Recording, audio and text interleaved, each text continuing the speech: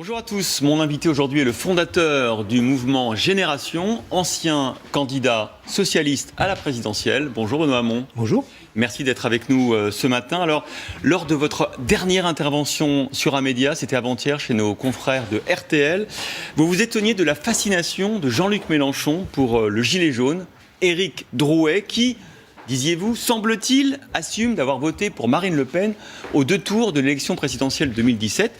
Éric Drouet a démenti et Jean-Luc Mélenchon, sur Twitter, vous demande de vous excuser auprès de ceux que vous avez trompés. Est-ce que vous vous excusez, Benoît Hamon ? Non, j'avais dit semble-t-il. Donc il a dit qu'il ne l'avait pas fait, mais il a quand même bien confirmé, ou il confirme bien, les propos qui sont les siens sur le pacte de Marrakech, sur les migrants, qui ne font pas un homme de gauche.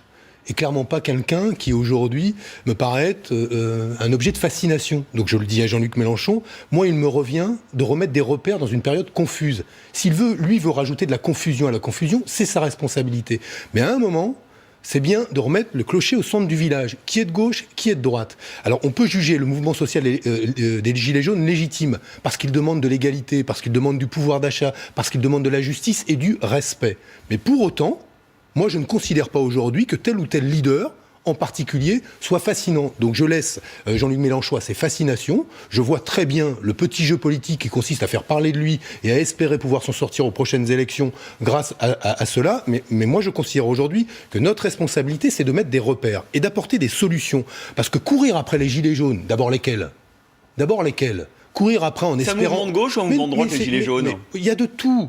Il y a de tout. Il y a les deux. Et à la fin, moi je vous dis... Il y a des gens qui disent moins d'État, moins d'impôts. Ce qui m'inquiète, c'est que Mélenchon parle, mais c'est Le Pen qui récolte. Et qui récolte aux élections. Donc moi, j'ai pas tellement envie... Pour les sondages, vous avez raison. Oui, j'ai pas tellement envie aujourd'hui de participer à cela. Ce qui me paraît plus important, c'est de dire, par exemple, parce qu'il y a des chômeurs dans les Gilets jaunes, que pendant ce temps-là, Emmanuel Macron, lui, durcit les conditions dans lesquelles les chômeurs seront indemnisés. Et la réalité, c'est qu'on commence 2019 et vous apprenez qu'un chômeur aura son indemnisation supprimée aujourd'hui, plus durement qu'en 2018, s'il ne satisfait pas à des règles qui sont des règles très dures. On parlait très précisément tout à l'heure. C'est intéressant parce que là, vous dites à Jean-Luc Mélenchon, qui à un moment disait « La République, c'est moi », vous lui dites « La gauche, c'est moi ». Non, je dis pas ça, moi. Justement, je dis c'est nous. Et vous avez aujourd'hui des gens qui veulent tout ramener à eux. C'est quand même curieux de dénoncer la Ve République, comme moi je le fais, et comme beaucoup d'autres à gauche le font, parce qu'ils disent la Ve, elle ne fonctionne pas, parce qu'elle donne trop de pouvoir à une seule personne, et finalement... dans l'opposition, de tout ramener les uns et les autres à nos égos respectifs. Alors tout le monde a un égo, j'en ai également un. Mais j'essaye, moi, de me discipliner et de faire en sorte de trouver des solutions et de remettre des repères. On est dans une période confuse, qui ne le voit pas ? Est-ce que notre responsabilité, c'est de rajouter de la confusion ? Donc moi, je ne me mélange pas. Je considère aujourd'hui que, voilà, Valeurs Actuelles, ça n'est pas un média de gauche, et c'est pas le média que je choisirais pour parler, quand par ailleurs on dénonce les mêmes dénonces Mediapart qui tend des pièges politiques quand il fait des appels aux migrants. Ça, voilà, ça rajoute à la confusion. Donc je le dis à beaucoup de mes amis qui sont ou des électeurs ou encore des militants de la France Insoumise, participer de la clarification et pas parfois de cette immense confusion qui, à la fin, prenons-en conscience, amènera à ce que Marine Le Pen grandissent. Donc vous accusez Jean-Luc Mélenchon de faire finalement le jeu involontaire, évidemment, de Marine Le Pen. Je pense que les conséquences de tout ça, ce sera effectivement que Marine Le Pen va gagner là où il aura, lui, fait parler de lui, mais qu'il perdra dans les urnes. Jugement sévère sur Jean-Luc Mélenchon. Mais écoutez, moi, des sévères, peut-être qu'il est sévère, mais en même temps, il manque pas de sévérité lui-même vis-à-vis de tout le monde et vis-à-vis de tous ceux qui ne sont pas lui. Donc moi, je regarde ce qu'il fait. Aujourd'hui, j'observe que, voilà, il est dans une position politique qui rajoute de la confusion au débat politique. Vous avez été choqué, vous aussi, par l'interpellation, je dis vous aussi, comme d'autres hommes politiques, de gauche notamment, par l'interpellation de Éric Drouet sur le Champs-Élysées mercredi soir, la manière dont ça s'est fait ? Mais je pense que c'est de la part du pouvoir politique, s'il voulait relancer le mouvement, c'est réussi. C'est-à-dire qu'il offre un second souffle au mouvement. Par ailleurs, moi, volontaire ou pas ? Mais je prête à Éric Drouet, je ne suis pas d'accord avec ce qu'il pense. Parce qu'on voit juste l'arrivée en direct, c'est le direct sur LCI des ministres Place Beauvau pour le petit déjeuner traditionnel des débuts d'année. Avant d'aller pour le Conseil des ministres de rentrée à l'Élysée. Vous y avez participé, Benoît Hamon ? Vous avez fait ces petits déjeuners traditionnels à Beauvau quand vous étiez ministre, ou vous n'avez pas eu l'occasion de le faire ? Oui, dans une période qui était moins confuse et plus calme, paradoxalement, oui, c'est des rites de la rentrée. Alors au moins, on est sans le président, là, ça c'est ça qui est sympa pour le c'est le moment de gloire du ministre de l'Intérieur, donc qui peut faire la bise à tout le monde, comme vous voyez. Bon, en même temps, moi je J'ai rien contre les rites dans la République, il en faut quelques-uns. C'est pas le moment où va se décider grand-chose de très important. Mais ça fait un peu rentrer des classes ou pas? Oui, c'est ça. Je sais pas s'ils sont tous très contents de rentrer, mais en tout cas, ils rentrent. Ouais, vous croyez que certains doivent y aller à reculons? Peut-être un petit peu, mais j'en sais rien en fait. Ils devraient être conscients qu'ils ont une grande chance de pouvoir servir la France, en tout cas. Donc, je reviens juste, excusez-moi de cette interruption, mais on va continuer à avoir des images en direct de notre émission. Éric Drouet, donc vous dites que selon vous, cette interpellation, elle est peut-être mais moi, je lui prête d'être volontaire, c'est une manière d'antagoniser le pays de la part du gouvernement. Intelligent. Je suis pas d'accord avec lui, mais il a pas oublié d'être malin, Éric Drouet. Et moi, je pense que aujourd'hui, il sait, en tout cas, utilement profiter de cette arrestation pour relancer le mouvement. Donc moi, je pense que dans cette affaire-là, le gouvernement, lui, qui a des réflexes qui sont des réflexes d'ordre et de répression systématiques. Et je me souviens qu'avant, cette affaire Drouet, on en parlait moins, mais ce sont les lycéens qui en ont pris aussi plein la tête. Et donc oui, je crois que ce gouvernement est d'une maladresse incroyable et qu'en plus, il montre une tentation autoritaire qui, moi, m'inquiète beaucoup à un moment où il faut faire respirer la démocratie. Est-ce que vous l'accusez, là, d'avoir voulu, justement, avec cette arrestation, avec l'évacuation de nombreux ronds-points aujourd'hui par la gendarmerie, faire ce que vous dites, c'est-à-dire antagoniser encore davantage le pays pour créer cet état de répression? C'est ce que vous dites. Moi, je pense qu'il y a une tentation autoritaire au sommet de l'État. Cette tentation n'est pas nouvelle. Emmanuel Macron est un... Non, je dis une tentation autoritaire, c'est-à-dire une tentation de jouer maintenant seulement de la répression. Une fois que les mesurettes sociales ont été posées, maintenant on ferait de la répression. Voilà, je pense que cette tentation existe. Je pense que dans la population, il y a une exaspération qui est de plus en plus forte. Et surtout qu'on a un homme, derrière moi, qui est cloîtré en son palais, déconnecté, et qui est, je le juge comme ça aujourd'hui, très faible. Avec ses principaux conseillers qui sont bons, Sylvain Faure hier, son entourage immédiat qui s'en va, des ministres même faibles, avec une capacité à parler, à agir très faible, et c'est cela qui est aujourd'hui particulièrement inquiétant. Et c'est pour ça que quand les initiatives de ce gouvernement, dès la rentrée, je parlais tout à l'heure des chômeurs, mais visent à creuser encore les inégalités, à appuyer là où ça fait mal, cela m'inquiète encore plus parce que ça ne peut nourrir qu'une colère encore plus grande et encore plus forte. Moi, je lui demande à Emmanuel Macron de regarder le pays tel qu'il est, de cesser de regarder à travers le filtre de ses petites notes, de ses petits tableaux Excel et de ses conseillers de Bercy, de regarder un monde qui est un monde en train d'exploser, que derrière les policiers avec lesquels il a passé un accord salarial, qui ne voient pas que notre hôpital public est en voie de tiers-mondisation, que nos personnels sont à bout de souffle. Les enseignants avec cette campagne stylo rouge qui commence mais aussi. Qui ne voient pas que les professeurs, notamment dans le premier degré, sont parmi les plus mal payés en début de carrière dans toute l'Europe. Donc ça craque partout. Je ne parle du public, mais je pourrais parler du secteur privé. Regardez dans des maisons de retraite où des aides-soignantes dans des maisons de retraite privées sont payées au lance-pierre avec des conséquences pour les résidents, les personnes âgées. Nos parents et grands-parents qui sont objectivement scandaleuses, oui, ça craque de partout. Donc je pense aujourd'hui que le président de la République s'en remet beaucoup à ce débat qu'il a ouvert. Tout le monde participera sans doute à ce débat, mais la solution, c'est de changer de modèle de développement. Rappelez-vous, on se moquait, maintenant on ne s'en moque plus heureusement, de la proposition que je faisais du revenu universel d'existence. Eh bien, elle aurait été de nature à changer beaucoup de choses.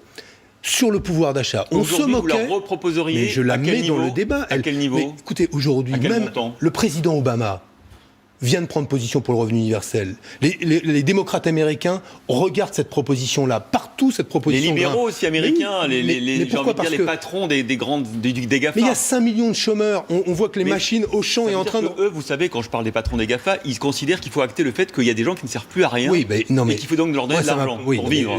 Eux actent ça. Moi, je considère aujourd'hui que si le travail... C'est ce que vous dites. Il n'y en a pas assez. Non, je pense que celui qui travaille avec le revenu universel, peut vivre décemment. Aujourd'hui, le travail ne paye plus assez, il n'y en a pas assez. La réalité, c'est qu'il faut anticiper cela. Moi, je suis favorable à ce que le travail paye. Je suis favorable à des négociations salariales. Pourquoi le gouvernement ne les ouvre-t-il pas d'ailleurs aujourd'hui avec le secteur privé? Mais anticipons un processus où nous voyons par ailleurs, dire Auchan ouvre son premier grand magasin sans personne dedans. Vous voyez pas que ça va nous prendre du boulot partout? Mais même ici, sur des plateaux de télévision, ils sont où les caméramans? C'est entièrement automatique. Mais voilà, donc, mais partout. Donc réjouissons-nous du fait que il y a beaucoup la de gens en technologie régie qui veillent sur la qualité de la réalisation. Évidemment, sans doute. L'image est très belle. Je vous remercie. Mais la technologie, elle nous aide, mais on voit bien aussi qu'elle amène à des transformations, qu'il faut anticiper. La taxe que j'avais évoquée sur la richesse des entreprises, quand cette richesse est créée par des machines et pas des hommes, eh ben ça aussi, c'est sur la table. Ça serait combien le revenu universel pour qu'on soit un peu concret? Mais pour que le revenu universel ait du sens, il faut qu'il soit équivalent au seuil de pauvreté, donc autour de 800 €. La réalité aujourd'hui, c'est que c'est un immense transfert de richesse qu'il faudrait organiser, qui s'appuierait donc sur une immense réforme fiscale. Et moi, la réforme fiscale que je souhaite, c'est surtout qu'on sorte du fait qu'on paye 10 impôts. Qu'on paye de la TVA, qu'on paye de la taxe foncière, qu'on paye de la taxe d'habitation, qu'on paye de l'impôt sur le revenu, qu'on paye de l'impôt sur le patrimoine, sur la succession. Il faudrait qu'il n'y ait plus que 2 impôts, un impôt sur les revenus de toute nature et un impôt sur le capital et le patrimoine. Et à partir de là, nous pourrions construire les transferts de richesse qui nous permettraient de financer une mesure comme le revenu universel. Mettons-nous-le dans le crâne.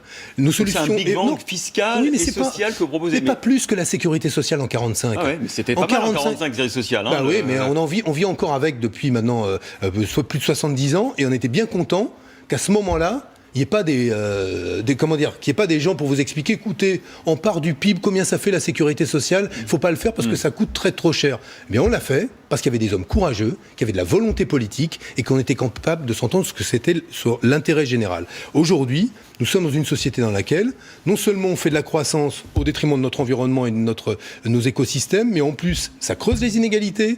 Et ça ne crée pas d'emploi. Alors nous sommes toujours en direct de la place Beauvau où le ministre de l'Intérieur reçoit tous les ministres. C'est le petit déjeuner traditionnel de rentrée après le 1er janvier. Avant que tous ces ministres, tout à l'heure à 10h, se rendent à l'Élysée pour le premier conseil des ministres de rentrée. Demain, acte 8 peut-être, en tout cas il y a certains appels de la mobilisation des Gilets jaunes. Vous voyez cet acte 8 avec quel regard vous les encouragez, vous dites que c'est normal que cette colère s'exprime ou vous trouvez que ça commence à faire beaucoup ? Bon, je dis toujours la même chose. Remettre des repères, c'est dire pas de violence. Parce que les violences, elles desservent fondamentalement ce mouvement. Leurs revendications démocratiques sont-elles légitimes ? Oui. Moi, j'étais favorable, dans la campagne présidentielle, à un 49.3 citoyen.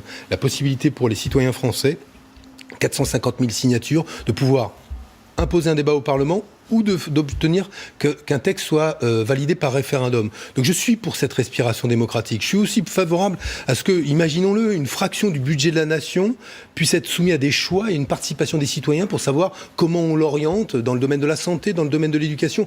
Il faut faire respirer la démocratie. Donc quand des citoyens vous disent... non seulement on nous plume, mais on n'est pas jamais entendu, on nous prend pour des imbéciles, oui, ils ont raison de le dire. Alors, moi, l'acte 8 va sans doute avoir lieu. J'observe qu'il est très vivant et tenace en région. Il y a beaucoup de régions, moi, pour avoir... On l'a vu ce matin sur les images. Oui, mais moi, je je l'ai vu pendant mes détermination. vacances en Bretagne. Je l'ai vu, j'ai discuté avec du monde. C'était assez intéressant d'ailleurs de voir qu'il y a toujours un décalage entre Paris et ce qui se passe dans les régions. Donc oui, il y a une demande démocratique. Je pense que le gouvernement serait là aussi. Plutôt, c'est bien de prendre des petits déjeuners, de manger des croissants et de se faire la bise pour la nouvelle année.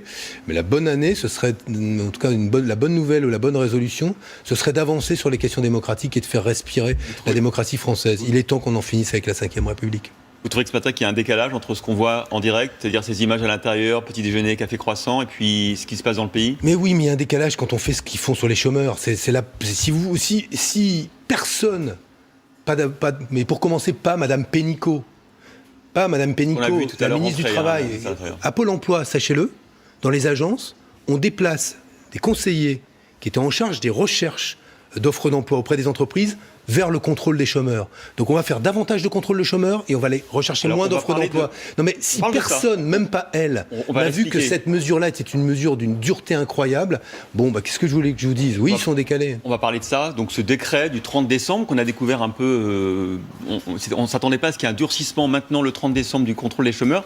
Il y a 2 grands volets dans ce dispositif. D'abord, on ne pourra plus refuser un emploi au prétexte, au motif que le salaire est inférieur à celui qu'on avait avant d'être au chômage. Et puis aussi, le contrôle de la recherche effective d'emploi sera renforcé. C'est les 2 mesures du décret.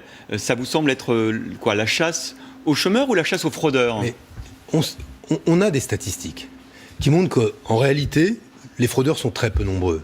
En réalité, il n'y a pas beaucoup de gens. Vous imaginez, si vous basculez au chômage, vous avez envie de rester au chômage ? Bah non, pas davantage que moi. Nos compatriotes non plus. Hier à votre place, il y avait Hervé Morin, le président de Normandie. Lui, il avait un autre regard sur ce contrôle des chômeurs. Écoutez-le.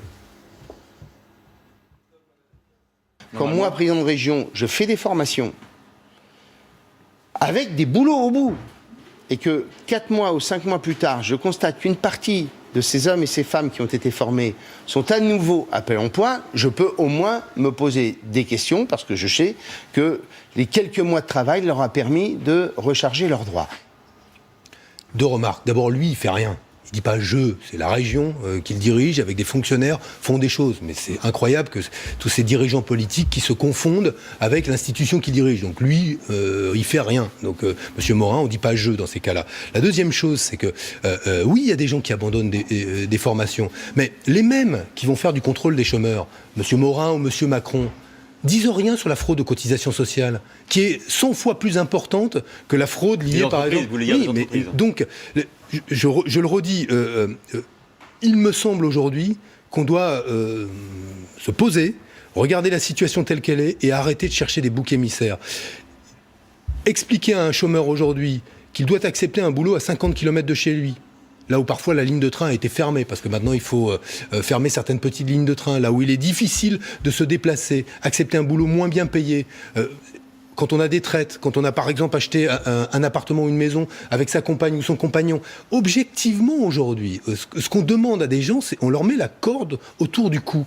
Donc, voilà, je trouve que c'est assez honteux et indigne de faire de cette rentrée 2019, de faire du chômeur, aujourd'hui, celui qui serait responsable des déficits publics, des déficits sociaux, celui qui serait responsable d'être resté au chômage. Il me semble que s'il manque tant d'emplois, il serait peut-être temps de se tourner aussi vers ceux qui créent de l'emploi ou n'en créent pas assez, pour leur dire « Qu'avez-vous fait du CICE ? 40 milliards par an. Le crédit impôt compétitivité emploi. Vous deviez créer des emplois, Gattaz avait dit 1 million d'emplois, ils sont où ? Ah oui, ils ont enrichi les poches des dividendes des actionnaires, mais ils n'ont pas créé d'emploi. Donc, si on regardait où se situent les responsabilités un tout petit peu. Benoît Hamon, vous nous avez dit tout à l'heure tout le bien que vous pensiez de Jean-Luc Mélenchon. Vous serez candidat, tête de liste aux européennes, le 29 mai ? Moi, je veux, en tout cas, m'impliquer dans une grande alliance citoyenne. Donc, je m'engagerai aux élections européennes. Je l'ai déjà dit. Je souhaite conduire une grande liste citoyenne. Il y aura combien de listes de gauche ? J'espère qu'il y en aura le moins possible. Mais en tout cas, regardez-moi, notre offre, elle est claire. Moi, je choisis entre la compétition entre les nations ou la compétition entre les individus, je choisis la coopération entre les peuples européens. Je considère qu'il y a encore beaucoup plus de choses à attendre de l'Europe qu'il n'y en a à lui reprocher. Oui, j'ai beaucoup de reproches à l'égard de l'Europe. Mais ce que je reproche aux Européens, c'est de s'être laissés manger et gouverner par le libéralisme, l'austérité, la haine des services publics, la volonté de toujours mettre moins de règles partout. Oui, ça, c'est un reproche qu'on peut leur faire. Mais faut-il jeter l'Europe parce qu'on est en désaccord avec le libéralisme ? Non. Donc oui, je m'y engagerai. Qu'est-ce que ça veut dire une alliance citoyenne ? Ça veut dire que des gens qui se battent aujourd'hui sur le terrain, sur la question des solidarités, la lutte contre justement la grande pauvreté, qui sont favorables à l'accueil des migrants, qui sont favorables à la transition écologique, on les verra sur cette liste-là. Pas des politiques professionnelles, pas des partis politique en première ligne. On vous retrouvera pour ce combat des élections européennes. Merci Benoît Hamon d'avoir plaisir. été avec nous. On retrouve tout de suite Pascal de la Tour du Pin.